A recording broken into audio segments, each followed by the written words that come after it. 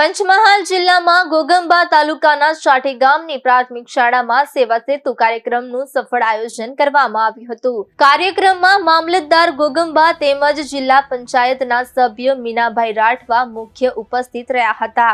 આ ઉપરાંત ચાઠી સરપંચ, બોર સરપંચ, ખાનપાટલા ઉપસરપંચ, સેજાના તલાટી કમ મંત્રી સહિત વિવિધ વિભાગોના અધિકારીઓ અને કર્મચારીઓ હાજર રહ્યા હતા।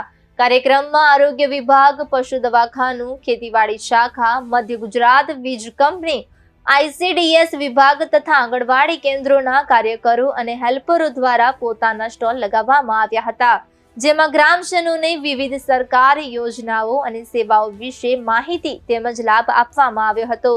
કાર્યક્રમની શરૂઆત શાળાની બાલિકાઓ દ્વારા રજૂ કરાયેલા સ્વાગત ગીતથી કરવામાં આવી હતી, જેને સૌએ વખાણી હતી। આ પ્રસંગે તલાટી રાજેન્દ્ર પગી દ્વારા બાલિકાઓને 501 રૂપિયાનું પ્રોત્સાહન આપી સન્માનિત કરવામાં આવી હતી, તેમજ ચાઠી સરપંચે પણ 501 રૂપિયા આપી બાલિકાઓને સન્માનિત કર્યા હતા।